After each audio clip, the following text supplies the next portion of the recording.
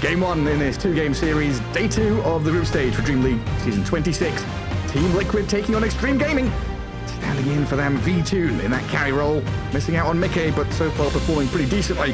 While Xtreme Gaming need to pick up the pieces a little bit after day 1. Taking only 1 victory out of 4 games. The best team in China struggling a little bit. And we see Liquid recognizing that they have 5 really strong heroes for looking for first blood. They are moving together. Smoke is ready. They're waiting to make a little bit of a late smoke pop here and go around. We'll see if Xtreme Gaming can avoid bleeding anyone here. They're actually going to be the ones smoking, but they're not S5. They're going to try and go towards the high ground, so maybe they can just smoke break. But I think they want to get in. Yeah. It might mean that Polosan just runs in and realizes, though, because they're in their own smoke, which will work to their favor for Xtreme here. If they go to the high ground and see that smoke disappears, they should back off from that cliff immediately. Yeah, that's true. Just use that information to their advantage. And what does Liquid have skilled up? So we've obviously got Meld on the TA, but Tide is holding. Techies is also holding. Yeah, they're all holding. I'm curious, if the smoke breaks, do we get them like level up blast off and go blind into it, or we just wait to see what comes? Yeah, I think you a lot of times do want blast off, to be honest, even if you don't find a first blood pick off, because level 1 sticky bomb is only 80 damage. It's pretty low in the laning stage, and it does cost 100 mana still. So the blast off, of course, does damage to yourself, but getting that big 200 damage in an AoE can be amazing if you land it in 2 heroes in laning stage. Talk about securing a range creep. You just jump in, kill the range creep, and deal 400 damage total to the enemy heroes as well. Yeah, I mean, Morphling currently has 384 HP as well, so he's a large chunk of his health. But here's that smoke move actually going into the small camp there and smoke breaking. So it looks like both teams understand there are enemies nearby. A sentry ward in the camp could also reveal the positioning of V-Tune here. They see Insania and Nisha first. Xtreme Gaming stepping aggressively into this top jungle. Xingqiu with a good 2-man stun, but Polosan in a lot of trouble. Boundless Strike holds them back momentarily, but the Elder Titan looks like he's going to get clicked down here. Gets into the river. It's going to take them a little while because he's speedy once he gets into the water, but a dual breath. Polosan will get finished off. I wonder, was that a panic click, or did he misclick the reactive taster? Because I guess they were going on him a little bit, but he didn't take much damage at all, and he got the reactive taster very quickly. I think this is a horrible skill to start with as techies. Oh man.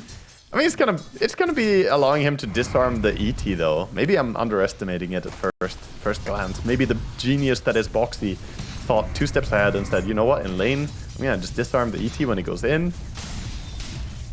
Now, there's a lot of ways to look at it, right? It could be that smoke movement for Xtreme Gaming. What if there's 5 there, right? What if there's 5? You got to react to taser back, but I mean, it is probably one of the best skills in the game for countering an ET harassing you in laning stage. Just you disarm him very easily. You can even save teammates by disarming him, by activating it early. It's pretty fantastic. And you also you can't dispel this. Yeah. It's spirit buff off. Oh yeah. It's dispellable. I was only thinking about the disarm, and I was reading it. Oh, there's a dispel there. yeah. No, it dispels as well. So it's a hard counter to ET in lane, actually. That's super cool. And the tickies, they're suddenly South African, just bend my E into an I. The techies was picked after the ET, so this was a response to the Elder Titan, right? Yeah, it was. I think so, at least. Both of them picked early. Yeah, they were. It was definitely a response to the Morphling. I'm not sure about the ET. They were picked very early on. Well, 2 kills already to the good here for Liquid. That top lane, Insania zoning 2 heroes out. The strength of Jakiro at level 2 now. Yeah, I mean, this is just what we see from Jakiro a lot. Spam that dual breath to deal a bunch of damage. Level 2, he is such a monster with Liquid Frost. Jakiro hurts more than you would imagine. And TA doing a good job as well. V2 getting in there with a meld strikes onto the Brewmaster. All this chip damage, that battle of regeneration early on. Burn through the tangos, burn through all these stick charges that are massing up. It's just such a nasty place to be here. 8 last hits for the Brewmaster. He's done a good job getting those, because so far we've watched Xtreme Gaming sit basically in front of their tower, hiding from the Jakiro these first 2 minutes. Xinkyu getting some good damage onto Insania at least, so bringing the Jakiro pretty low, but Jakiro looking for another combo. There it goes. And it just burns the poor Lion. He's been to hell and probably felt something like this. He wishes he was back there now. Now they're going to bring more salves, more regen out, because they are running low right now. Down this bottom lane, my goodness, 16-2. You were talking about the Tide with his anchor smash, doing well against the Morphling. He is running that lane. Yeah, this is the lane that sometimes, if Morphling gets ahead, he can win the lane. But if you don't get a good start, Tidehunter is a very oppressive hero for Morphling to deal with. You have no real authority to harass him, you deal no damage to him. And even if they try and pull here, Pelosi gonna try and pull the small camp, Tide can just go over there and say, okay, I'll farm it. Mine. Yeah, I got the anchor smash.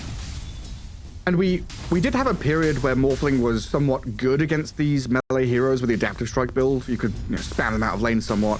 But no Adaptive Strike and Tide going armor items means you do very little to him. He's going to get phase boots. Are we going to see like Soul Ring Vlads out of this Tide, or what do you reckon? Yeah, I expect him to go phase boots into straight Vlads probably. Right. He might go for the Soul Ring as well, but we might see him just skip that entirely. Insania getting run at, the slowest coming in from that Cinder Brew level 2. Jeez.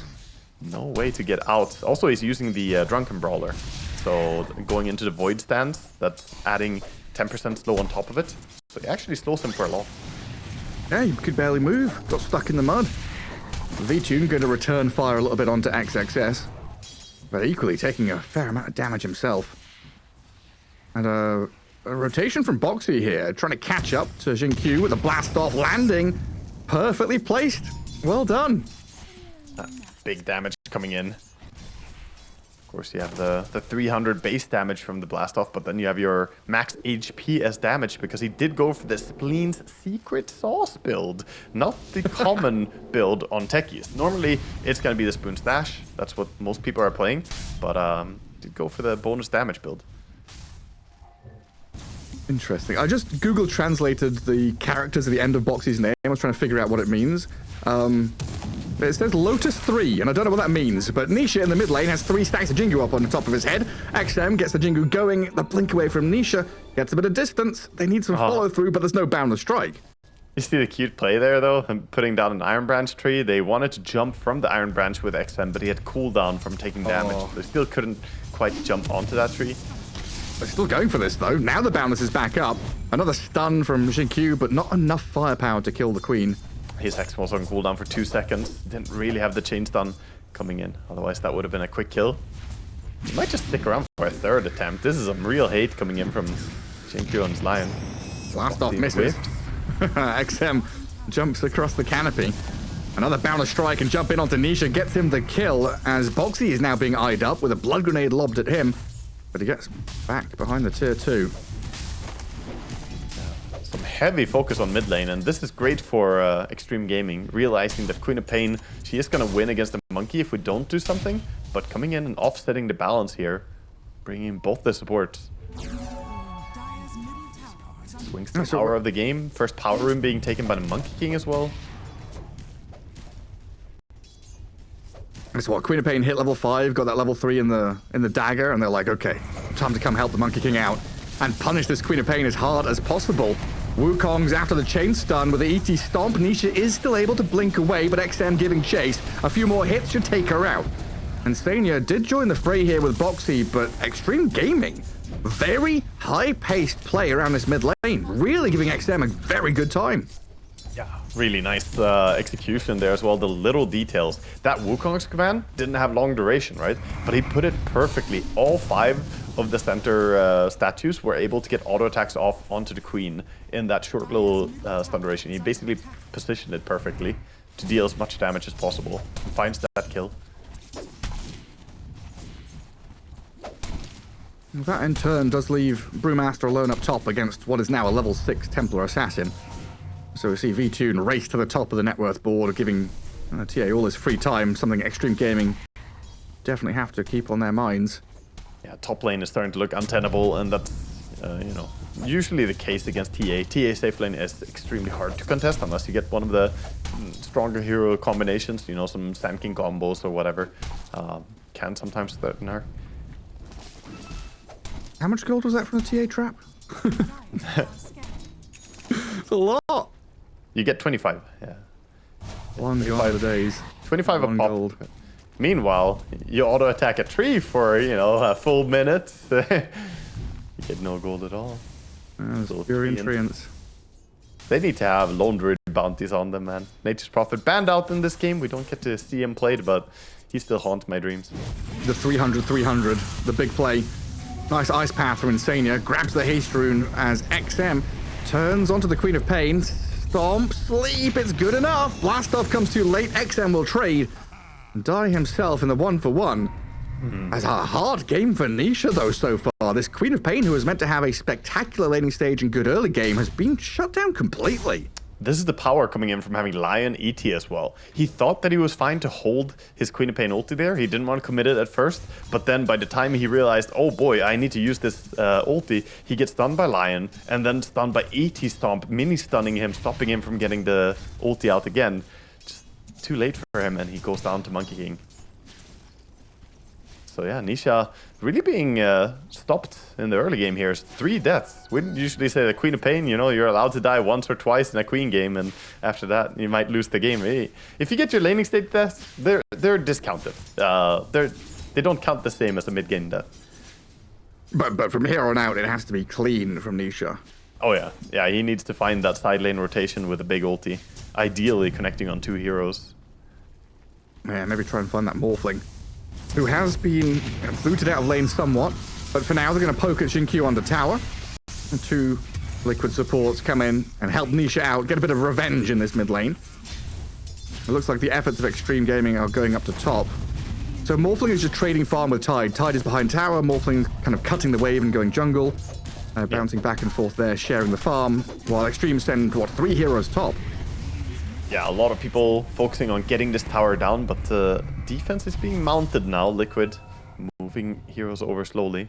Tech is at least going over there, and they have the TPs ready to join. Power Rune is spawning in a few seconds though, and both teams realize how important it is. The mad rush to the runes. Minute 10. Wukong's command used to guard nothing. Potential spawn of a rune. Might still get them a kill on Insania here, though, as XM jumps over onto the Jakiro to slice him down. Anisha still going to grab the shield. Nice, so shield rune for Queen can allow her to make some more aggressive jump-ins, perhaps with the techies. But Lion behind. It's risky going into this monkey with Jingu. Oh, nice attempt. Spell's not connecting quite there. Lion wishes he had his blink already. Some way to catch people, but Liquid gonna be happy with that. Cooldown ET ulti. Oh, Vlad's on Vlad's action. Oh, Nisha, dead. Wow, so fast. You look away for a second. There's a hero gone. I mean, he had shield room, but he didn't have a chance to activate it. He just got stunned into dead. They're so quick with these. I mean, I didn't expect them to get that much value out of their stuns. I did think that, oh, they have the stun advantage, but dear God, they're making it work on Xtreme Gaming. Really setting up these combinations. I mean, yeah, we had a little interview with Paulson, right, about this Elder Titan, and he feels like this is one of the keys to this patch, saying how it kind of counteracts a lot of the meta supports in general, very good against a lot of these core heroes. Yeah. And the pairing with Lion, I looked at it and thought, this is nice, we've seen this before, it's kind of, old school. Amp up the damage, you got all these stuns, lots of ways to move around and catch people, and play into your side lane heroes who are quite active with the Brew and the Monkey King with their ultis. Yeah, definitely. I mean, I love amping up the Finger of Death damage with a natural order. That's really good combo, good synergy. Well, a lot of action has happened on the mid lane. The side lanes have now claimed both the towers. The top tower has fallen for Dire, and now finally the bottom tower, Stable Light, has opened up as well. He does have his lads, and he's got that soul ring, so big mana to spam non-stop, and Blink is going to be the next item on the menu right now. He never goes to Fountain now. Oh my This is God. one of those games where you look at Tide and you think, is he going to die? Yeah. Yeah, Stable Light off to a great start. And he is the type of player who can take over a game in a pretty good way, given a start like this one. He's already eyeing up the mid tower, realizing he's the strongest man on the field now, right?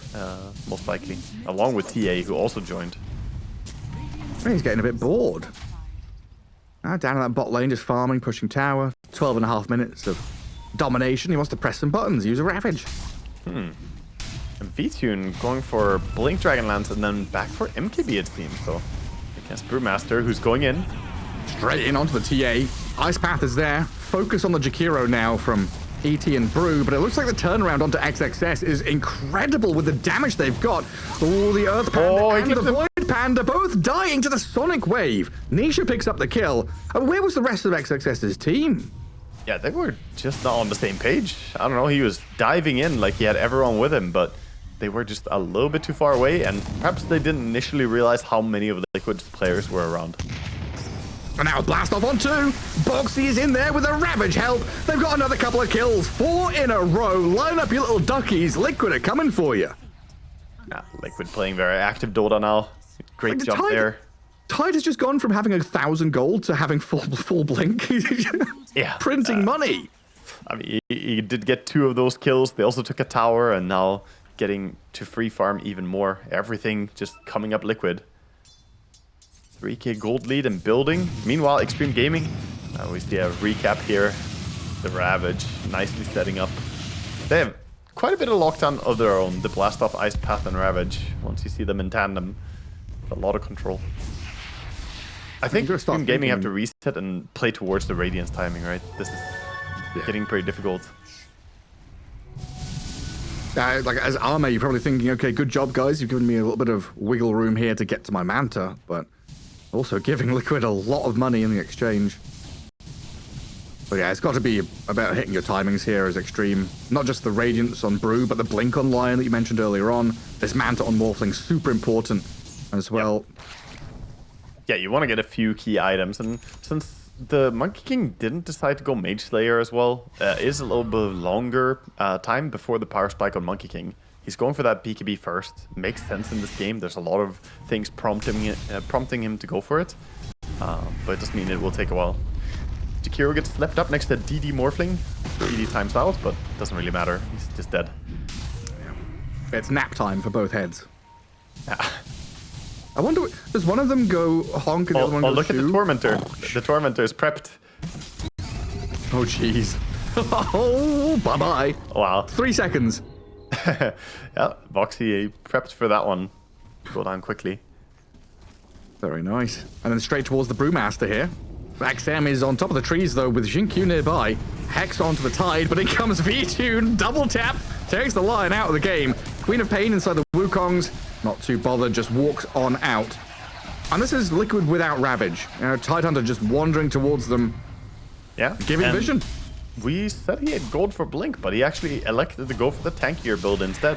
So going towards a super early Shivas, which will of course be very upsetting for the Morphling and the Monkey King, who both rely quite heavily on healing. You say going for, he's basically got it, huh? Yeah, 1100 gold and it's complete, so it's going to be super fast. You mentioned something earlier on, and we kind of got, well, I got distracted, let's be real. MKB on TA. What's up with that?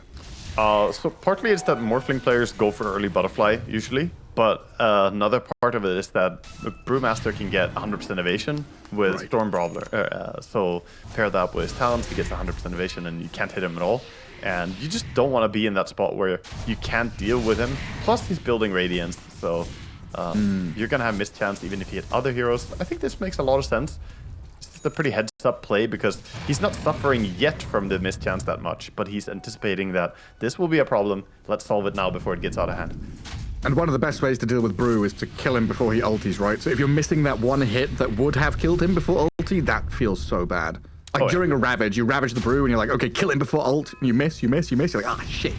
Yeah, that's one of those moments you just kind of curse yourself for going for a Desto, for instance. So very good foresight.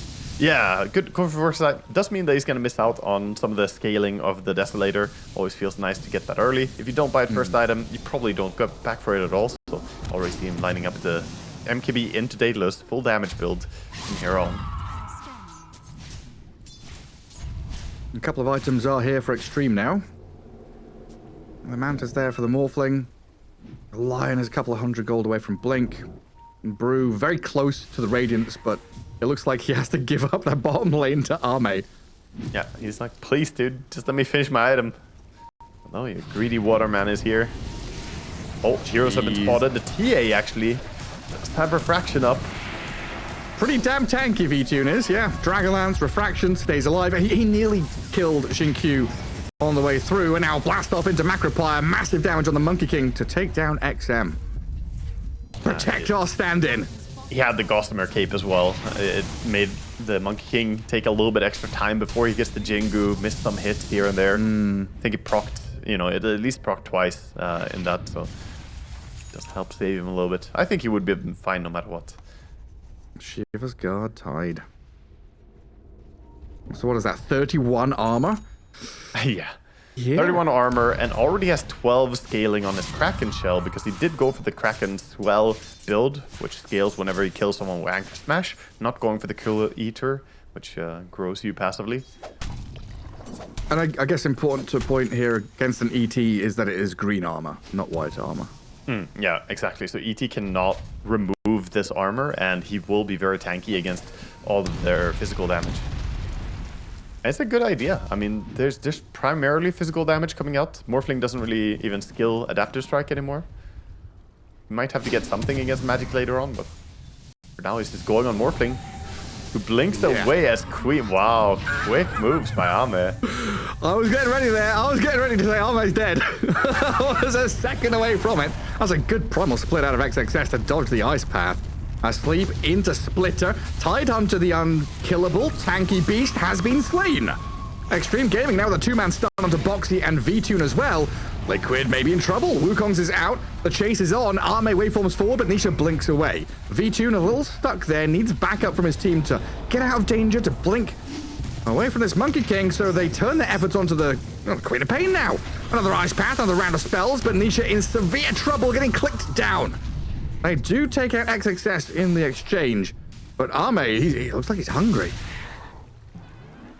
Have to wonder there if he could have lived actually on Nisha. He tried to stay alive the best that he could, but towards the very end, you saw how he barely died before he could get Blink out to get to safety. He had Backpack Raindrop during that, and a bottle that's empty in his inventory.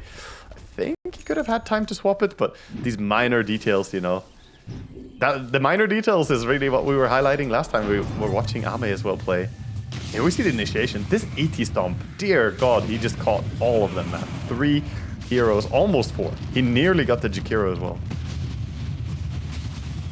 And surprise magic damage from the Morphling waveform, or blinking in and screaming as well. Yeah, exactly. Like, we're talking about how there's not that much magic damage to kill off a Tide, and Ame says, fuck you guys.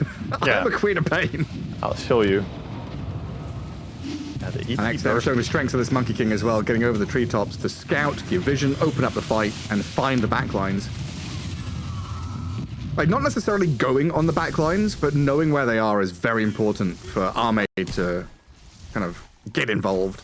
Oh yeah, for sure. Yeah. I mean, he's going to be very happy after that fight. He still has not died a single time, so this Morphling is that looming threat. Of course, TA hasn't died either, and she's working on a way to stay alive even more as the Aegis gonna go her way. TA with techies as well. There's so much vision around this. TA traps, techie mines. You're not getting in here.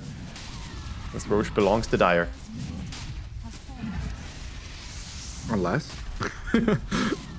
Spirit can walk through. Stomp. Morphling comes in. There's no contesting here from Xtreme. V-Tune with Aegis. So what's the next step for Liquid? Is this going to be Aegis for all the towers? I think so. They should probably try to get to a point, since they have techies and TA, they want to get to a point of taking over the enemy ancients. If they can get rid of the tier 2 towers and start setting up TA traps and techie mines, they can really limit the farm from Xtreme. But first they need to go for all those tier 2 towers. Xinkyu and Monkey King walking together down here. They see techies, that's a quick jump. Wow, even Wukonging. Wait, 1500 health? He's not super squishy. Yeah, no, you don't want to take any risks as well when you're killing someone like that when you have very limited intel. They didn't see where anyone else was. You want to get the kill as soon as possible and get out. He sneaks in as a tree, sees the Jakiro and then jumps away. Not even sure he's insane. I saw him actually. I mean, usually it's SEAL Team 6 that goes in, but here we've got Lion and Monkey. You know, they just changed animal name, right? You know, they get in, they get out, they assassinate the target, exfiltrate as quickly as possible. That was a good hit squad. They took out the hero, but with Wukong's on cooldown, that kind of opens up the opportunity now for Team Liquid to just go and push towers as well, as it's one of the more important tools that they have in their arsenal for defending. Some ET stomp into Wukong's. That tower goes down quickly. I'd have Blink. Yeah, Blink coming out on the courier. And it looks like, yeah, with that bottom tier 2 going down, it's going to be pivot to top, push that lane out. And this is a big move to open up the Radiant Ancients, right? Bottom lane, not the most valuable area for Team Liquid. They want to get to where Arme is right now. Stop him farming these Ancients, and you do that by taking the tier 1 top, pressuring into tier 2, mid and top as well. Yeah, you want to start just going for these objectives. And mid, they might see Colossus and just jump him. Have a go at him. They don't connect with the techies, but God, the others do. Yeah, the blinks are very strong. Morphling stays safe though, so Peloson kind of served his purpose, acting as a shield for his carry. Meanwhile, TA staying eyes on the prize, gets the top tier 1 tower. Going towards the tier 2, of course, and I don't really think they're in shape to defend yet. Morphling needs the butterfly. He is just about to get it, 100 gold away. Or he's sending out his courier to the enemy secret shop, recognizing that his own shop is compromised right now. So, still buying butterfly into the MKB? Is that a necessity? It's very big damage increase still for a Morphling to have it. Okay. And yeah, even though you see the MKB, I think it still makes sense in a weird way. My brain is, still, old dog, new tricks kind of thing. We used to have these moments where someone, you would buy a Talisman of Evasion to bait and fake that you're buying a butterfly, and then someone would buy MKB and you're like, oh, I tricked you. Yeah, but here we instead have, like, the aggressive capacities for Morphling when you get butterfly is so insane. You get 35 agi, so that's damage already, 25 damage on top of that, so you're getting already 60 damage, and then you have 20% base attack speed. That's crazy. Well, a go. Sableye has to use that Ravage to hold Xtreme Gaming back. They kill the Lion with it, but now the chase is on for this Brewmaster. If he tune the target, that's a lot of damage. Arme shreds him. And now with the Aegis popping back up, he's in the middle of the Wukongs. He's down. Ooh, the damage. Absolutely destroyed. The Morphling comes in TA mode, getting pushed around by the Void Panda, forward towards Boxy. Nice Ice Path to hold him back, but the ET Stomp and that Cyclone up in the air will catch them a bonus techies. Monkey wanting a little bit more, but he won't find anything on the right-hand side. Oh man, this Morphling, huh? Yeah, you see why Morphling's so good against TA. Not only is it hard for TA to kill Morphling, but if Morphling turns into TA, gets refraction and melds, and even Psyblading from far away with the Dragonlance he has, with the vast Brigand's Blade for extra attack range, he actually stood so far back and was just laying in autos. So, Ame is looking like a monster in this game. And everyone's enabling it on his team. All these other 4 heroes are kind of the setup for the Arme Morphling. Yeah, they got Solar Crest on the ET to buff him up now as well, so get extra attack speed even coming in from that. And this game does not get easier for Liquid as it goes later on. I like their draft, I like the rounded, nature of it, but they need to win the fights right now. Shivers into Blink. Cancel any move that XM could have made. He tries the BKB and run through the tree line, but Nisha has his number. Yeah, no way out from these boys. Even a little Tumblr's toy from Tide, staying close. Keeping vision. Meanwhile, though, on the other side of the map, Arme has found Boxy. And these past 5 minutes or so have very much felt like whoever gets that initial move has the advantage. If you're forcing your opponents to react with a defensive Ravage or a defensive Primal Split, you can then give chase. These big, long cooldown ultis, they can't be used frivolously here. But the Brewmaster just turned on and swiped down by TA. V-Tune on the run now back behind the trees as they try and hold Arme in place with his Ice Path Macropire. The Morphling has no waveform. He's stuck. He's dead. V-Tune picks up a double kill thanks to Jakiro, and now the move up to high ground. 1 hit into 2 into 3. Nisha finds the mega kill streak, and Liquid are onto a tier 3 tower. Wow. Yeah, they kind of overconfidently decided to go on them there, thinking that, they they can't take this fight. There's no way. They don't have Ravage yet. But ultimately, you see the survivability coming out from Team Liquid, along with V-Tune, just good positioning to burst people. And now maneuvering away from the Wukongs. The Maliract is around half health. I'm trying to leave the creeps to go to work. V-Tune with some hits from the low ground. Xtreme Gaming very good at defending high ground here with Wukongs, with a Spirit, but even if you sleep your enemies, they are going to wake up and kill your buildings. They still have Ravage, so there's no sign of stopping. 20 seconds on the Morphling respawn, definitely enough for them to try and take out at least the tier 3 tower. See them continue the push. Wukong's on cooldown as well. They don't have to be that afraid. And they've got another glyph. Yeah, that's enough for them to say, okay, enough damage, let's back. Always when you win a fight like this, check the gold on the enemy as they back. It's, you know, always so much gold going into your inventory. 4k gold on the Tidehunter. He's gonna go towards a Hex as his next item. And Luxury coming in for plenty of these heroes as the Queen now has Kaya along with her Aghanims and Dagon. Even 2k gold towards her BKB. And that Scythe of Ice, if the Tide does finish it off, super strong against not just this kind of 4 Protect 1. You know, the Morphling is the pinnacle of Xtreme Gaming's draft. Hexing him is great. But being able to hex the Brewmaster before his ulti, or hex the Lion when he jumps in. Hell yeah. Very useful. Or even the Monkey before BKB, right? There are a lot of good use cases here. And he does have Shiva's Blink as well, which is super nice when you have Hex. If you have Shiva's Blink, you can activate Shiva's Blink in, get the Vision immediately when you land, and Hex anyone who is in Vision. So it's great for catching people. And when you have that on a hero who's as tanky as Tide is, this just kind of enables him to make those plays. Again, Xtreme Gaming, they have to, you know, restabilize their draft a little bit and get things under control. They have Nullifier coming out for the Monkey King. That's gonna give him some tool to work with. Finally get through the reactive taser from the techies, because he has the shard, so he's been using it defensively for other people. He's been, you know, keeping people from being attacked. But now they can get rid of that.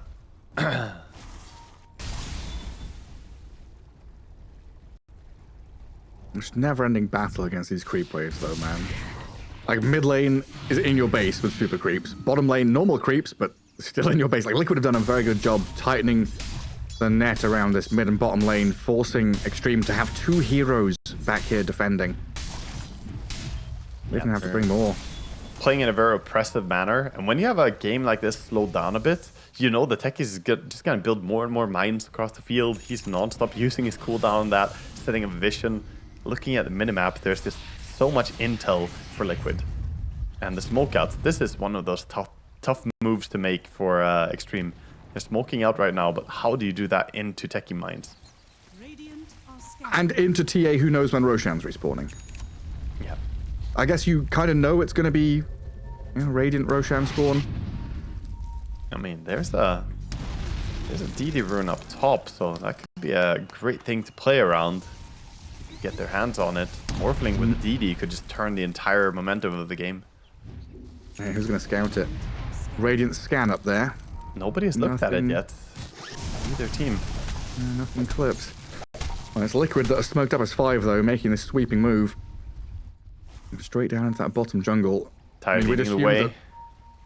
They know that Roshan's respawning very shortly, and they want to get some kind of fight or pick off to go and swoop to take the Aegis. Oh, they're cutting them off. This is a nice move. Oh, man. There we go. Jumping onto the Brew, the Ravage, and the Scythe of Ice to kill off XXS. Brewmaster dead. No buyback either. Nisha going to grab the gem from the floor, as XM was lurking to maybe try and swoop in there and... Oh, they're going in. Fight onto Nisha. Big damage to blow up the Queen of Pain. Nothing to protect her. So XM with his Wukong's command kills off the Quap. Arme jumps in to take down the Jakiro and Boxy as well. A double kill for Arme in a situation where Liquid were in control. Now Saberlight, he's just being clicked down. He's trying to chase the Monkey King, but Arme has a triple kill. Wow. I mean, Xtreme Gaming, they did realize that Ravage was spent, so that's obviously a window to play on, but still, I feel like I don't understand Dota when I see what they did there. That was so impressive. Finding the very crisp initiation, get the jump, quick takedowns. I want to see that one again. There is So the they killed the initial Brew. jump. Yeah, but look at Lion and Monkey King pairing up here. This was so impressive how they found the right moment to jump. Yeah, perfect. The Queen of Pain disappears, no chance to react. And they can't fight the BKB Monkey King, and then Morphling shows up, and it all goes to hell because Morph turned into Queen of Pain, has that blink. Back in live though, with action, TA sees the Monkey King. Roshan already gone though. Aegis for Arme. And Boxy, he's stunned and being clicked. Oh, it's a move up to the high ground, but this Morphling waveforms up there, disarmed by the reactive taser, pushed back by the sonic wave. Queen of Pain with some massive damage onto this Monkey and Brew, but we've got the ulti back up for XXS. They straight out primal split, chasing people out, as Liquid lose another couple of heroes. I think later we go into the game here, the more it's actually turning into Morphling becoming Queen is the real threat over Morphling becoming TA. Like, With Blink? Having Refraction and Meld is obviously strong, but having Blink on Morphling with Waveform and Hurricane Pike, he just becomes this menace who's always where he wants to be and laying out the auto attacks. And when you hit for 450 damage a pop, you know, that's a big deal. All of a sudden, he's playing an ability draft hero. You know? Yeah. This isn't Dota. It's cheating. Mid lane, though, a bit of punish there. Xinkyu trying to farm a wave coming in, does get taken down. Liquid don't have waves in the side lanes to go for objectives, though, sadly. Morphling is disassembling and getting his Satanic completed, so that's gonna keep the Vladimirs. Maybe he will tell someone else on his team to buy a backup Vladimirs now. You still kind of want the bonus damage from it. And it might be Paulson that has to do it. Buying all the aura items. And the Yeah, blades honestly, of attack he's saved good. up. Yeah, I think he's going for the Daedalus next. It could be that he's just wanting to sell it, but I think Daedalus would make a lot of sense as a last item. Usually we do see Morphlings go Daedalus, and when you hit for that much damage, it is really nice to get crits in there as well. We don't need Brooch or anything here from him. No, I would rather maybe see the Nullfire on him as well, just as a preemptive thing that, you know, there might be situations where him and Monkey King are not going on the same target, and you still want to dispel, you know, potential safety items. But I guess Jakiro is actually going Aghanim Scepter, so maybe not needed.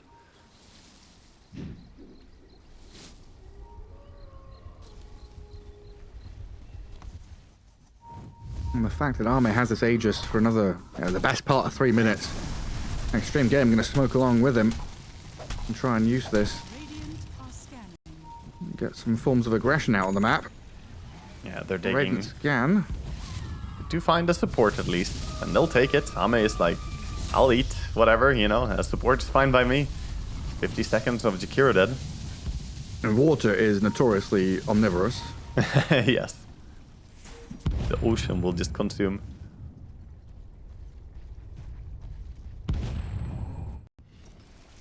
But yeah, it's a wild game, isn't it? Like, the way things were going, it's felt, you know, I guess we're both kind of in the we like Liquid's draft camp. But Arme's Morphling, man, you... Well, this is the kind of thing you have wet dreams about if you're a Dota fan. yeah, I mean, if you... The thing is this, we both like Liquid's draft, but we're in this 36-minute stage, right? We're heading into the post 40 minutes soon, and that's when Morphling reigns supreme as a late gamer here. You gotta look a lot at the carry-to-carry matchup. I just expect Morphling to outperform the TA at this stage. VTune, though, to his credit, has played really well. 5-1 and 10, his TA looking really farmed as well. It's not like he has a low damage output.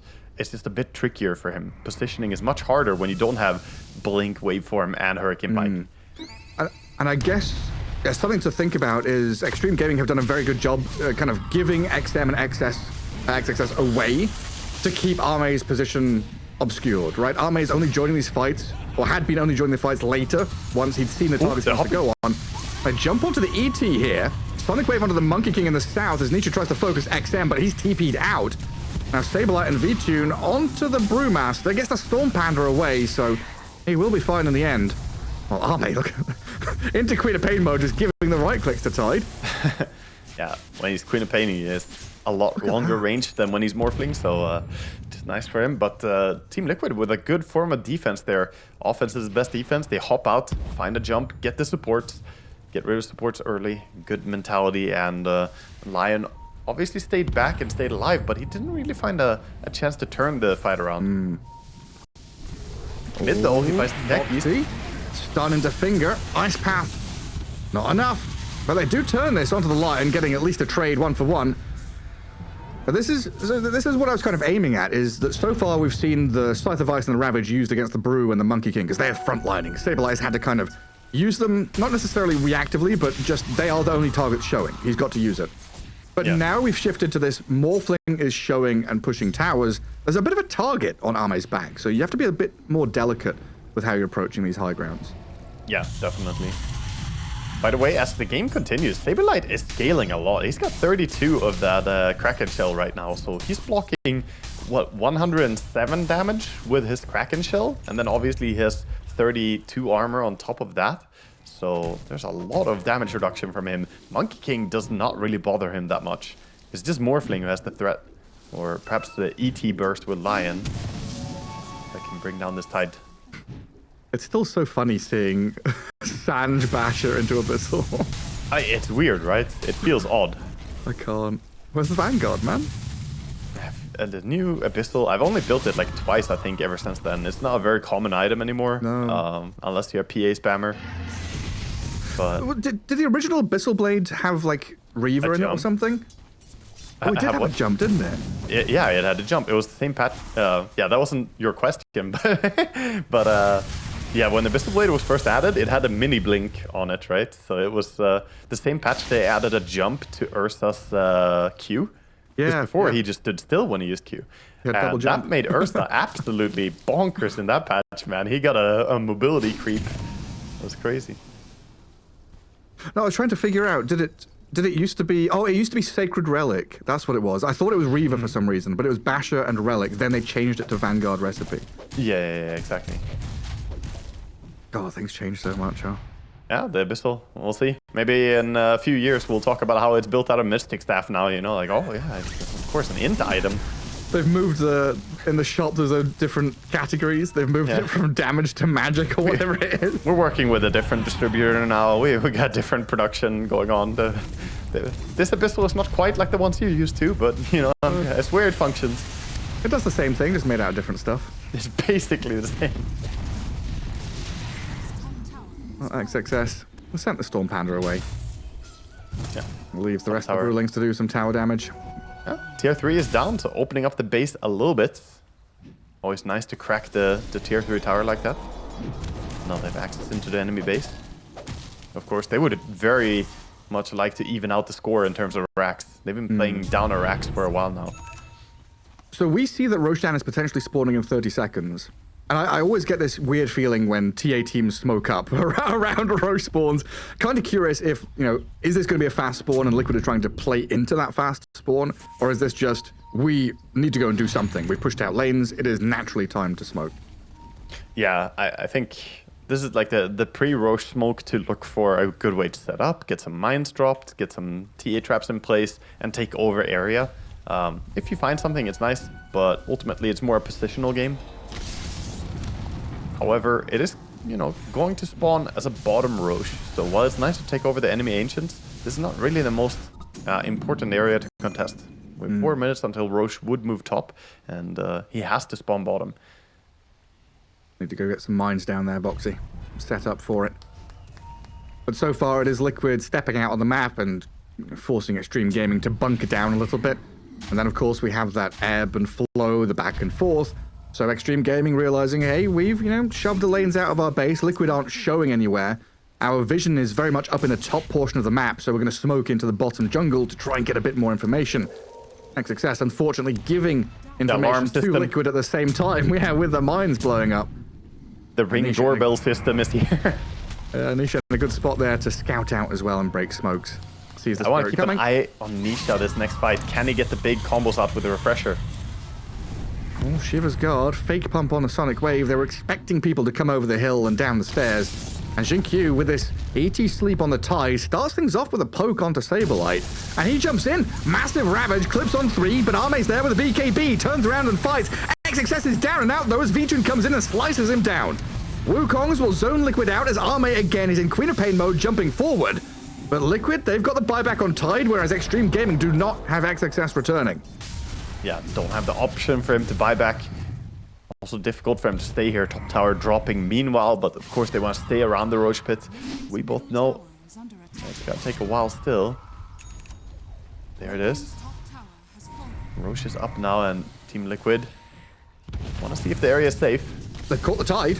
He just brought back, but he's got that Kraken shell pops out of the control as V2 turns on the Morphling now with a scythe device and the damage. Oh, Boxy takes him down. A ton of money there for him and Liquid as they are chasing onto Xinkyu to get the bonus kills on the way out of that Roche pit. I think we spotted one of the weaknesses, right, of their itemization on supports. They don't have a force staff on Lion or the ET, so they actually can't reposition a Morphling where he gets jumped like that and he just gets bursted down. I guess the idea there is they see Saberlight who bought back. He's potentially susceptible. They wanted to go and kill him to delay this Roche take. Yeah, it's a big bait though. That's a Tidehunter who doesn't have Ravage. He spent it in the previous fight, and it's, you know, definitely the hardest kill, not the best kill for them to get either. Risky move from them, and it does not pay off. It's now 50 seconds. Morphling dead, Aegis in hand of the Queen, the TA. Can rush over the map. Tide has so many items. Why can't he hold all these items? He's gonna slap one of them down on the ground. The banner is coming. Where does he place it down? He puts the gem down first. Wow. Gem on the floor. That was gonna quick. get placed. And Liquid back out to high ground, knowing the Morphling's dead for 20 more seconds. It should be just a free set of barracks. And No real way to defend against this. Without your Morphling, you lack all the damage. And they're gonna back. Team Liquid doing a fantastic job in this game of taking team fights in a convincing manner.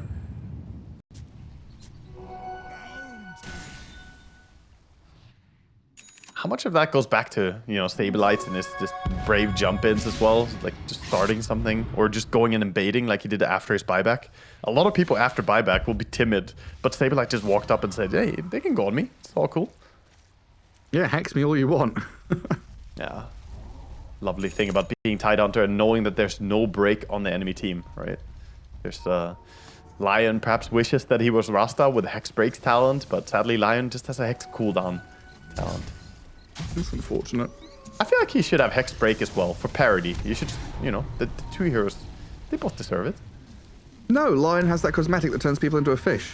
That's that's what he gets. He gets a cosmetic? Doesn't seem fair. Yeah. It's absolutely fair. By the way, I said it was Kraken Shell that broke Tide out, but it says Blubber, isn't it? yeah, it's Blubber now. I mean, that's an old... I do the same thing. Yeah, it's Kraken Shell. Boxy getting walloped by the Monkey King. Inside Nobody move. Inside the minefield here. Sable's going to force them to move. Gets the Hex and the Ravage onto 2. Monkey King. Oh, he's still alive somehow. Hang on a second. Finally found there by Arme. Trading out for Saberlight as this Morphling jumps in. Going head to head with the real Queen of Pain. Blinking after, trying to chase, but the quick retreat is being sounded here. And Jakiro putting the moves on. He's got the Ogre Steel Totem, Blink, and Force Staff. The DD rune denied. Yeah. Good fight in the end for a Radiant, and they know Tide doesn't have buyback.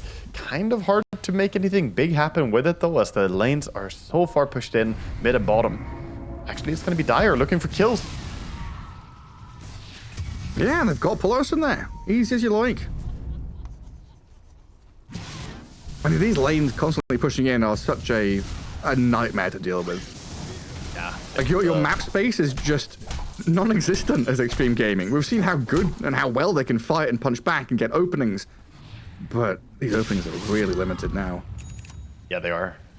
And by the way, what's also getting limited is Ame's item progression. He can only get so much more. There's Moonshard, there's Aghanims, and then there's replacing one of your already good items with, I guess, an Swift Blink. But, you know, a refresher perhaps. We're getting pretty short. Oh, the Lincolns! Nisha just got that Lincoln, swapped out his treads for it. As Arme, he goes in onto V2 now. It looks like Xtreme Gaming are unable to catch anyone from Liquid there. Xtreme, they really wanted that because they knew Tide was dead, and they also saw that Techies was on the other side of the map, so wish they could have gone the grab there. Lincoln saving his life. Such a good feeling to have Lincolns on Queen of Pain, because it usually gives you enough time to get the BKB out. If you get jumped and they break your Lincolns, you might have enough time to react with the BKB. And of course, this was the first reveal, so hard for you to have known. Can we get a replay of that? Like, was that literally 1 second between him putting it in inventory and it popping? It was very, very quick at least. So I saw him mark his treads for quick sell, and then I saw the Lincolns come in, and I don't know, stopped paying attention for a moment, and then the Lincolns popped. Oh, the Scythe, Saberlight, mid-leap, catches the Monkey King, forces XM to BKB and Wukongs, but he's still being shredded by the physical damage of V-Tune. And now Xingqiu, I mean, he's not really able to do too much here to Saberlight. They've got a Force Staff to drift him a little bit further away from the Earth Splitter, from the Brewmaster. Minefield Sign being very irritating there for the rest of Xtreme, trying to catch up to Arme and XXS as they step forward aggressively. I think they're telling Ahmed to stand down right now. Can't keep chasing. The supports are really far back. Nisha stands up, stands on business. Trying to deliver it onto XXS here. Oh no! Get off his ulti. Gets blasted off and blasted down. Now Arme trying to stand his ground. Nisha blinks away, but Saberlight's tied under, steps forward. Pelosin and Xingqiu holding that angle to get Arme out of there, so the Ravage only hits the Lion. In comes XM, but he's stunned on the ice path mid-air. Again, this Monkey can't do a damn thing, while Arme is annihilated. Oh my god, series of unfortunate events there. The Brewmaster didn't disassemble or assemble his Aeon Disc when they went on him. He assembled it at the moment he died. He tried to hold it as late as possible, but he just didn't get it off. He's going to use his Primal Split now. And Liquid laughing all the way back to this bit of high ground near the Ancients. Yeah, now the Brewmaster ulti committed as well, and they're not getting a fight with it. It's all working out for Liquid. Moment that ulti is gone, they can just go in. A buyback. In we come. They've got the Wukongs down. V-Tune in trouble. Xingqiu's moved forward with his XXS Primal Split still going. They kill the TA off. Xtreme Gaming defending their base with everything they've got, following through on Saberlight now as well as Liquid. Time to cut their losses. 2 cores down. It is time to get the hell out of here. Use the mines to evacuate the area. Xtreme gotta go back and defend. The final tower is about to drop to these big creeps pushing in as well. The base under siege. They get some good payoff at least towards the end for their buybacks. Get 2 core kills, but both TA and Tide are going to be having the pleasure of respawning in regular fashion. So they will be the ones with a buyback advantage soon, and that will be the power play moment. Buyback status, yes, right? For basically all of Dire. Jakiro has this and 900 gold. And no for everyone on Radiant, except Paulson. Yeah, it's just a little ET. He can maybe buy back, but this is such a fragile moment. And they want to get something. You can see Xtreme, they say, okay, we got at least try and get some building or force the buyback. Can't just go quietly into the night here. It's not gonna work. Yeah, once you use all these buybacks to hold your base, you are all in one form or another. Like, you're all in on waiting for buyback cooldown, or you're all in on going towards the enemy base. Yeah. Queen with a good push there as well, using the Queen ulti to delay the push coming in on mid, and now only 18 seconds for the TA respawn. This is such a risky high ground push. Xtreme, they're mustering up courage, going for it, with the moon started up Morphling. We've got a banner. Keep the creep wave alive. That's morale right there. It's been aggroed back though. Boxy is going to drag the wave away. As XXS does kill off the tier 3, but you see this now. The signal, the horn has been sounded. Xtreme Gaming retreat. Yeah, gonna back up, so back to the base, and this is Team Liquid's time to start getting back out on the map, and any pickoff now could spell the end of the game. 51 minutes. Been a battle between these two teams. Liquid at times looked really far ahead, and then we saw Xtreme coming back again. Now as we go later into the game, it feels like Liquid have all the tools at their disposal to close this one. How long until Roshan? Looks like it's going to be a very fast spawn. Yeah, they're already setting up for it. TA is going to go in and meld, wait up the Roche. So you get the Aegis, they have a fresh Nullifier over on the TA against the double Aeon disc. Gonna be absolutely amazing for her. The smoke though, they're making their way over. Can they contest this, Roche? Do they have an option? Do they have a choice? Like, again, it just feels like they're very all in on this next team fight. Nisha, Lincoln Sphere's popped to the Hex is there from Xingqiu, trying to chain stun this Queen of Pain with the damage they've got. Nisha's down, forced to buy back. Saberlight, though, fortunately for Liquid, is still alive. Wukong's command is out there, zoning Liquid away from Roche as Vtune he tries to swoop in there with a bit of damage onto Morphling, but Xtreme Gaming very disciplined to fall back to high ground. Yeah, Xtreme also have to fix the bottom creep wave. If they don't, that tower will fall. They will get their throne exposed to this creep wave, so back in defending. Great burst on the Queen of Pain. Initially, they wanted to remove the shield rune with a Nullifier, but the Lincolns blocked that, but that opened up the eyes of Xingqiu, jumping in and hexing and stunning him. And you see the damage from the Daedalus procs and Morphling. Some 1200 damage crit came in there. And Queen of Pain is still all base armor, actually. She has 23 base armor, but no real bonus armor to mention. So ET will do a lot of work against her. Of course, Roche does finally go the way of Liquid, but it did cost them a buyback. And thanks to that, they're going to put the Aegis on the Queen of Pain, so that buyback is less of a weakness now. Yeah, pretty much negates it. Yeah. Xtreme Gaming back to cowering in their base, waiting for Liquid to come to them.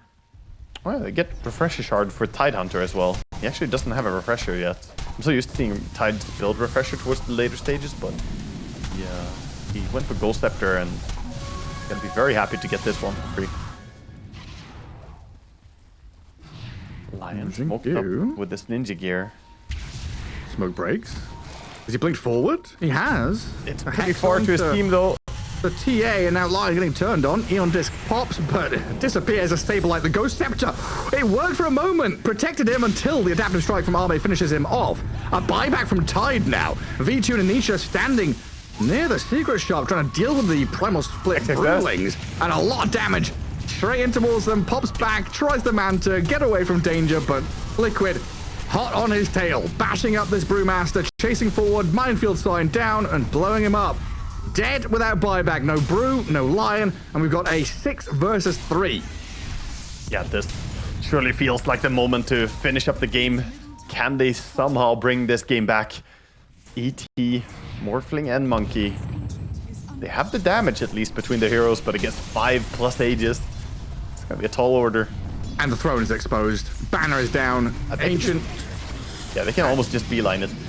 Yeah, they've got a glyph here on Xtreme Gaming, so maybe something to play around with. But when you've got Saberlight going in, ravaging and taking out the Morphling in swift fashion like that, you just call it.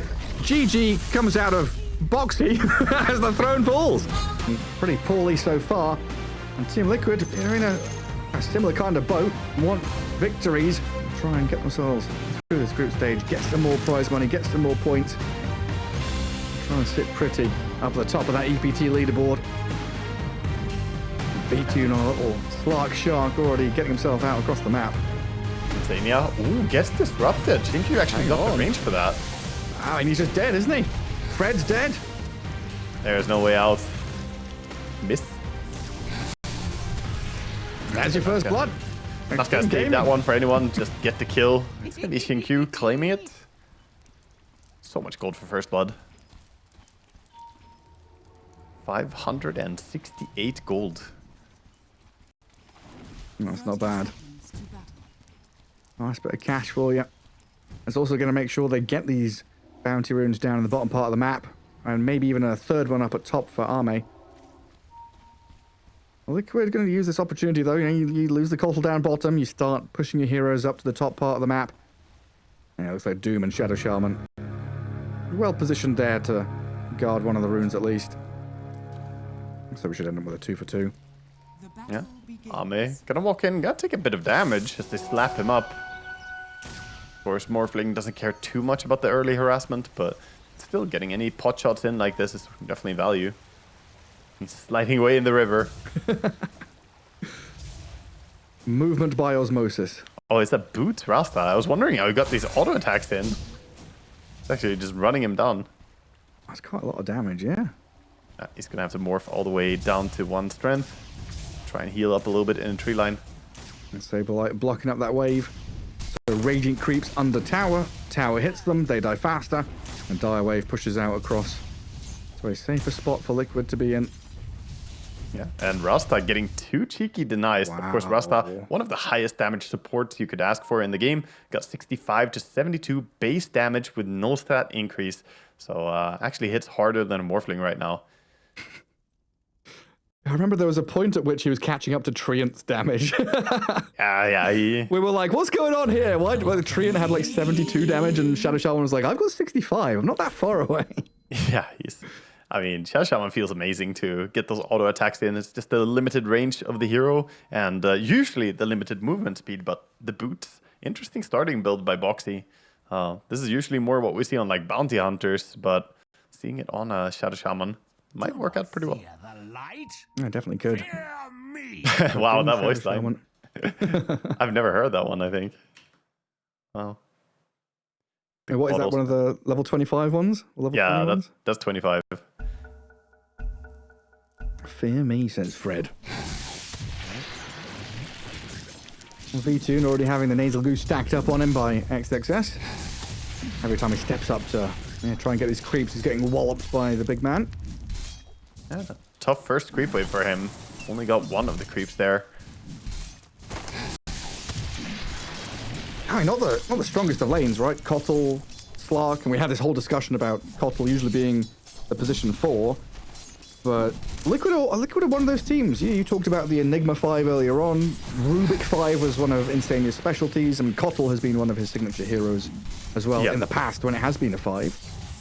Yeah, and I think, you know, while it's not a super strong lane, Kotl should still be fine as long as he has his pull camp available, which isn't blocked right now. GQ never got over there to sentry up the pull. And that's bad news for them, already losing some creeps. Yeah, no new wave arriving. Nice, V-Team can finally get in with some last hits. Yeah, and Nisha is getting the treatment on mid lane, getting to experience what it's like to be against a Slardar as a melee hero. Here you hit hard, but then in comes the bash of the deep. And the crush of the deep. Oh, Shadow Shaman. Does he deny to Mud Golems? No, he's got boots and salve, he's fine. Doesn't get the high 5 though. Sad for Boxy. That's foul play on cooldown. Will be easier to kill now. But yeah, even just like attack animation of Slardar, trying to get last hits against him as a tiny who's so slow. Oh yeah, it's tricky. And he's always going to be running at you. The Slardar will just keep zoning you and spam the crush. Ooh, yeah, there we go. Dead. No foul play. Dies quickly.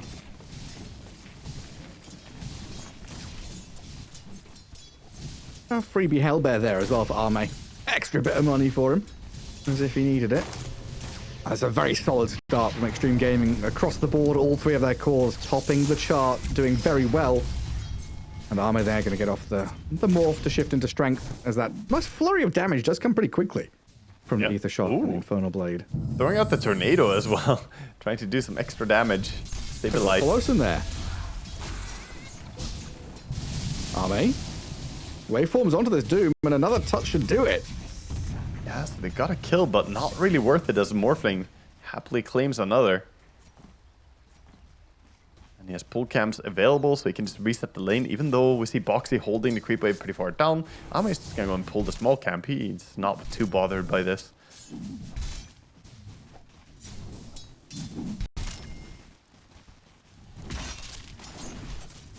This is a little worrisome for Liquid. And no one's doing super poorly. Maybe you'd argue the Doom is behind where he should be, but we've seen Dooms do very well, hit level 6, use the ulti, catch up through Devour later on. But it's these other lasers, Slardar and Bristleback, the tempo setters, that I'm really looking at here for Xtreme Gaming as being massive components of their game plan. And Liquid maybe have to do something quite early on to rotate into these lanes to stop them from having this advantage. Yeah, I mean, this is exactly what's happening as well. Boxy coming over, controlling the top rune, XM getting stunned up by the Tiny on the bottom rune.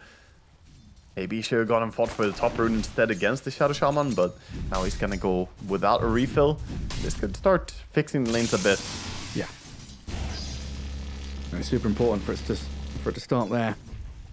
So now Nisha can recover, start accelerating a little bit faster. They do sacrifice the Doom in his lane somewhat though, but you know, he's the guy that's already behind. You kind of, you know, putting him on an island now saying, hey, Saberlight, we've got to fix these other lanes. Putting him on an island, or is it just triage? You know, let's see here. Who can we save? Who's realistic to keep alive? Doom will be fine. He's got Devour. You know, you can always work your way back into the game using that. But I guess that's the thing. The way I'm looking at it is more, or it's less who can we save and who do we want to try and help, and more who do we want to try and stop having a good time. Like if this Bristleback and Slardar start running away with things, they just direct the game.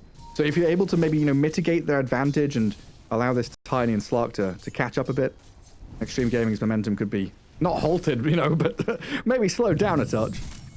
Yeah, I think the time to slow down Bristleback is pretty much closing. That window, now that the Vanguard is coming in, they're just not going to have the damage to kill him. Maybe with some early swap from Doom coming down through the gate later on, they can find a kill on him. But other than that, he should be very, very happy now. They're actually looking to set up a dive. Tinker is around. Tower's being pushed with catapults. Yeah, Liquid, what are you going to do? Try and blast back with his Keeper of the Light? Cut the wave, cut the wave, cut the wave. Cat a wave. Yeah, but one of the other things about this Kotal, right? We talked about in the past how he's so good at pushing out waves, de-pushing, controlling lanes, holding towers, stacking, pulling, doing all that business. Again, one of the reasons why he's not played safe lane that much is he doesn't have the ability to do that. Yeah, it's much harder. You have more responsibility. Leaving your carry is also difficult to do. We see Boxy swapping down bottom now because of the Kotal running away. Chasing Tinker. They have a hasted Tiny, one of the best runes in the game for him. And he's looking for the +1. So they kill Paulson's Tinker with V-Tune and Boxy, and the Avalanche is there from Nisha to find Jinkyu in the tree line. A great move there. The haste definitely helping out, but this is what Liquid desperately needed to try and recover in these lanes. Yeah, that was been focusing down on mid lane, controlling the 6-minute rune spawn, and then going for this. Meanwhile, though, we see Xtreme Gaming making a move as well. The Slardar moving over towards the Wisdom. I think they're feeling that they have an advantage and want to try and extend that by getting double Wisdom. First going for the Doom. Saberlight. He has a bit of help in sight with the Keeper of the Light coming in, but that's not going to stop him dying. And now the 7-minute Wisdom Shrine. Oh, he got it in time? is in there, but Xtreme comes just in the nick of time. Half a second separating that Wisdom going to Kotal or not. And Xtreme with a double kill and the Wisdom Shrine. Xtreme Gaming just gathering up all the goodies. Man, I really thought he had it there on Stania. That was so close. I wonder if he should have stood on the edge of the Wisdom and tried to body block the closest path. You know what I'm saying? Yeah. Try to keep the Slardar, make him run a slight detour, and maybe he would get it. That was extremely close. It was super tight. The Xtreme Slardar, though, comes out of that mid lane swinging, gets the double kill, gets the Wisdom. Saberlight, still level 5, 8 minutes in. What was he? 2,600 net worth. Barely 30 last hits, minute 8. You're against Arme Morphling, just can't last hit against that guy. No, it's been very difficult. Cool pass back, blinding light play into tower. Xtreme is so tanky though, he's still sticking around to turn and fight, bashes back into Nisha. Yeah, goes towards the shield rune, we'll be able to bottle up and grab that as well. Also, to go back what you were saying though, the Doom is struggling at this stage against the Morphling, but you don't really pick Doom to shut down Morphling in lane, you pick it to have this big ulti available, a tool to deal with him later on. So Liquid, while things are looking pretty desperate right now, and Xtreme definitely with upper hand, things could swap up as well. As we see the items come in and the movement later on. So we haven't had much time to talk about this Slark because it was picked quite late in the draft. Usually a hero nowadays we see position 4, honestly, unless it's in the hands of Chrysalis or something. What's the idea here? Does he match up well against the Morphling? He does pretty well against heroes that he can just continuously hit, right? So Bristleback, there is the idea that, I can just build a bunch of stacks of him later in the team fights. Against Morphling, he's going to build an Orchid on Slark. So first item is going to be Diffu. He already has an Orchid queued up. And once he has that, he's pretty good at finding those Morphling kills. And finding some permanent agi stacks as well, even in a kind of losing situation early on. Very handy. Shackles onto the bristleback from Boxy, but under the healing robots here, XXS not too bothered by it. XM going to come in with the amplified damage, but there we go, with a little chicken to escape. Boxy survives. Anisha holds the line for Sableye to come in with a pounce forward and a doom on XM. They'll find a Slardar. Vichun surviving into the Shadow Dance now as he turns onto the bristleback. They've saved Sableye with the shackles here. And under the tier 1 tower, Liquid fighting with every inch of space they've got. Escape with, what, 3 heroes on low HP, and they get a big kill. They do get a big kill, they do stay alive, but that's still feels like it might not have been enough, because meanwhile, Morphling free farming, clearing out Ancients, now going to work on your tier 1 tower up top, and you spent a big cooldown in Doom, and all you got was 1 kill, and the tower is still gonna fall bottom. Yeah. So I think Xtreme Gaming, their sustainability and durability, throughout this fight leads them to win this in the end, even though they lost the kill count. Yeah, using lives as a resource. Yeah, you got our Slardar, but we got that map space. Now, how many times have we hammered on about Radiant, Tier 1, safe lane, Tormentor timing, minute 15, and now you're looking at this thinking Xtreme Gaming with all the minus armor they've got, the open avenue to Tormentor, it's pretty simple for them to go take it when they want. For sure. I mean, they could take it with 3 heroes quite easily. The Bristleback and Slardar alone could actually take it as 2, but yeah, very, very good Tormentor takers and Roche takers as well, right? So that tower already falling. Does mean Team Liquid will struggle to hold on, and top tower also being gone really makes it hard to get out on side lanes. So for now, they're playing towards their stacks that they have prepared. Koddle has made a big Ancient camp. I'm not quite sure who will farm that right now. I guess they're going to farm it with Scorched Earth and Illuminate. Try to. That's not really fast. Tiny is probably going to have to come in and help as well. Yeah, you've got... This is a team effort. I think that Liquid have just got to do everything as a team now. Yeah. You just know, Xtreme Gaming have been playing this game, 80 beats per minute, kind of slow and steady, getting through the laning stage, getting their first items, but we're about to go drum and bass, dubstep, 160 beats per minute pretty freaking soon. Yeah, definitely the pace will pick up a lot. We have the Blink Dagger already on the Slardar. Obviously the Bristleback already feeling so unkillable. His Vanguard, we'll see if he's gonna go for, what his next item is gonna be. This is not really a pipe game per se.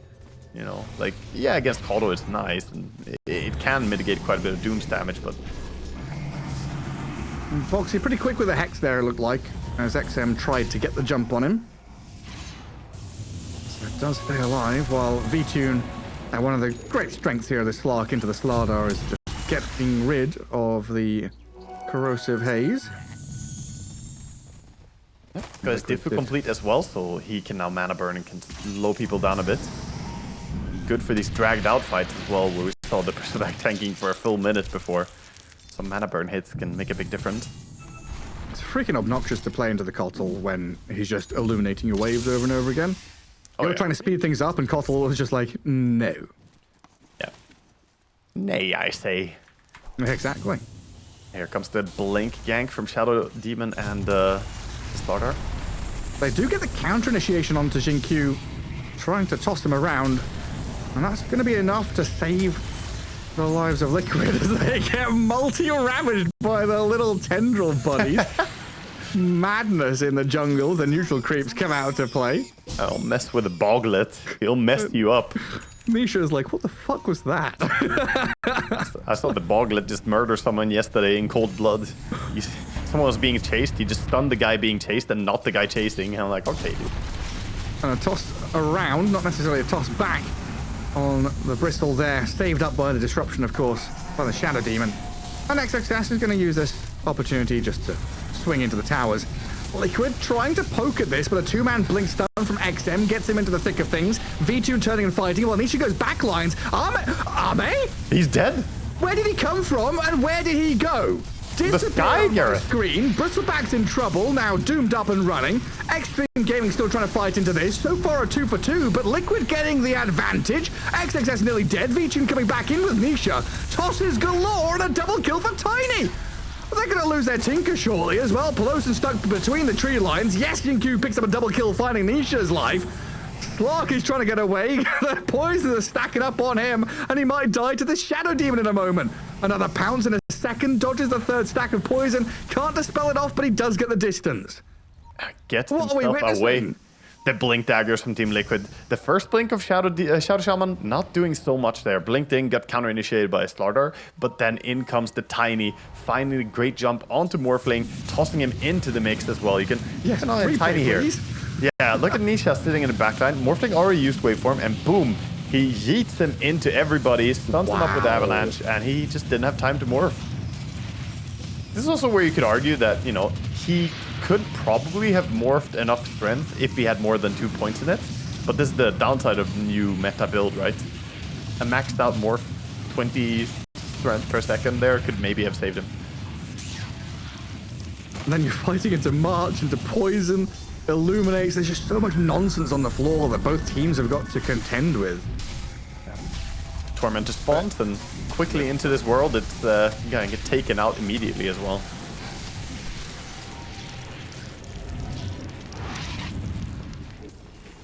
Oh, we saw Boxy channeling the TP from the other side of this gate. He puts down a ward, so he sees them coming through. And tucks himself into a corner. Oh, the ward barely doesn't see him. But Blinks over. interesting stuff happening here. Shadow Demon realized that, hold up, we might be outnumbered up here, so he actually goes to hide. But he also is perfectly in fog of war right now. How are both these teams so unaware and also so aware at the same time? Like So funny. the reads, right? Like we see everything with the bird's eye vision, but the reads of these players so funny to watch. Yeah, that was so clutch. So clutch. And Shadow Demon's D-ward on the gate missed. That's actually really big to think that you have D-warded the gate, but you didn't. The observe ward from Rasta is high enough that they can keep that vision on the gate, giving crucial information on the moves this game. And the Radiant Sentry is too far away from the Dire Observer ward as well, it looks like. Yeah. That's all within inches.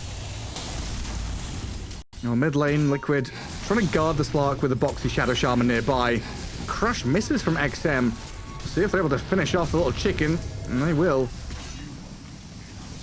And back towards this tier 1 tower, which honestly I thought they'd already killed, but it's somehow still alive. Now it's dead. Finally goes down. The last tier 1 tower remaining there for Team Liquid is gonna fall. Tiny almost has his Echo Saber complete. Just about. Jungling his way towards it, and Slark is currently 300 gold away from having his Orchid. So that's the timing when he can play, but that's a bit late because the Roche is already being taken. And dear God, does it fall fast. Holy. This is gone. Yeah. Ceases to exist. This is one of the strongest Roche taking lineups you could imagine. You know, you're just missing some Ursa in here. And even though Xtreme have just taken Roshan, it's Liquid to smoke up with this Slark and Shadow Shaman. I think they saw a couple of heroes heading north. Bristleback heads past the Radiant Ward, and Liquid trying to play into the other 4. They could always hunt for like Tinker split pushing lanes, but looks like they're going deeper, looking for a bigger target. Bristleback now going to join his team in that mid lane, looking at Nisha's Tiny. That's a lot of damage onto Nisha. The backup is coming. Slark is there, but the Glimmer Cape and the safety nets onto Xinkyu protects the Shadow Demon, while XM's in with another nice crush. Sableye and Insania in serious trouble now because Arme has joined in and he's not getting tossed around. 3 heroes gone and make it a 4th potentially. V-Tune trying to slip away from this is going to get rid of the corrosive haze. They'll have another one applied shortly. And XM with potential blink forward, but they don't have vision anymore. They can't see the Slark, so he slips away. Yeah, night vision. Only enough for Slark there. He's gonna get himself to safety. A very nice attempt by Liquid to wrap around, but you saw the Tinker as well. The heal from Holy Locket, max charges, plus the barrier coming in from Defense Matrix to stop the attempt of killing the SP. After that, it kind of just faltered for Team Liquid. Their move was too late. And I feel like Sableye build this game might take a while before it's gonna come into fruition as well. Grums, Ghost. I mean, they're just being jumped on, right? XM and XXS, they're going down the throats of Liquid here, finding Boxy. Down goes the Shadow Shaman, while Nisha on the wrong side of the tracks is going to get a nice avalanche toss down, but Arme opens up with a right-click damage and brings Nisha to his knees. While he's holding him. Shackled, tries to jump away, but pounces on the XM Slardar, who jumped in to block the pounce. Now 3 down, Cottle in trouble, trying to get back to his fountain, but the minus armor and the wallops of the mace. Bristleback takes him out of the game. For whatever impact I was saying that XXS wasn't having in the previous game, he's making up for it this time. This is a big Bristleback having some large impact as well. The Heaven's Halberd plus Glimmer now, plenty of survivability, but his damage as well is so high already in this game. Radiant's middle tower is under attack. By the way, I really like the cute play from Ahmed turning into Shadow Shaman and catching the Slark with the shackles there. Ahmed just enjoying his time. Radiant's middle tower is falling.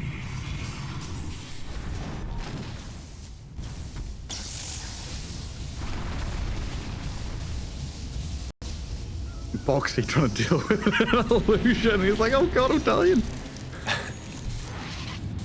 XM This is where the links map onto gets- Stabilite, gets doomed immediately. Oh yeah? He should be fine, but yeah, Stabilite Stabilite. not. Whoa. Whoa, hang on. Cottle's come in. Stabilite is alright. He TP's out, but Insania is dead instead.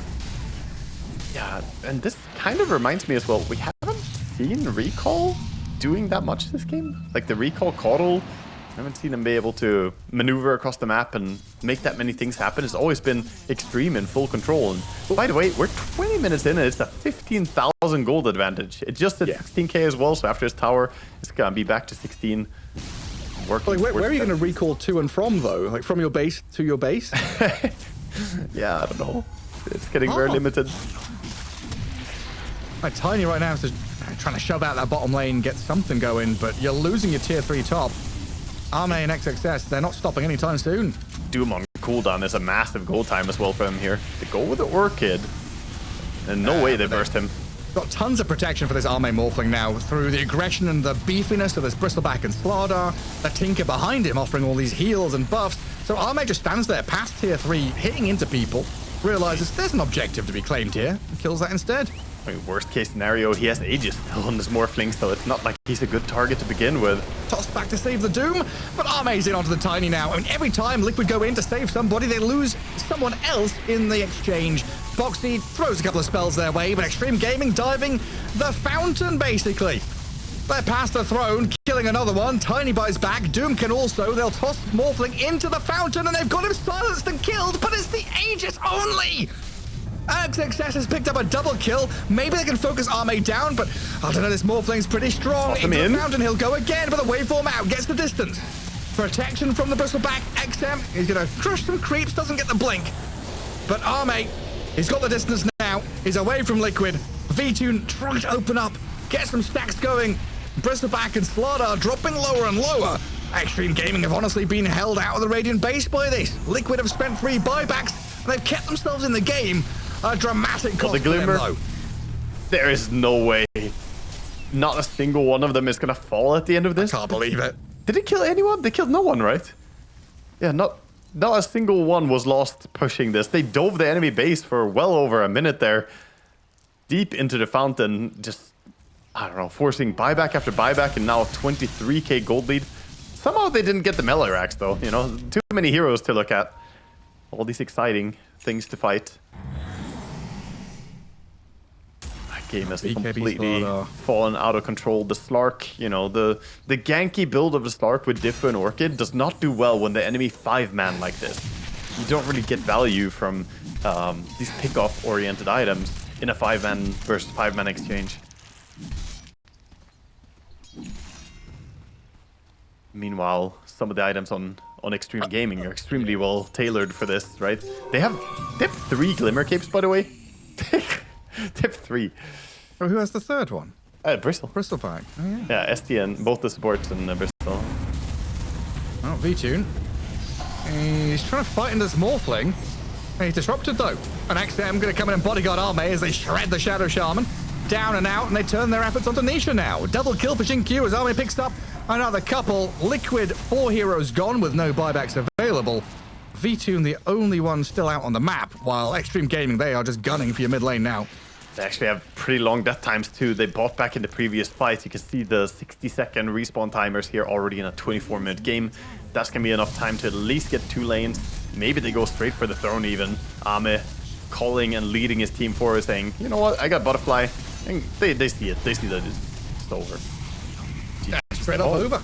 A victory for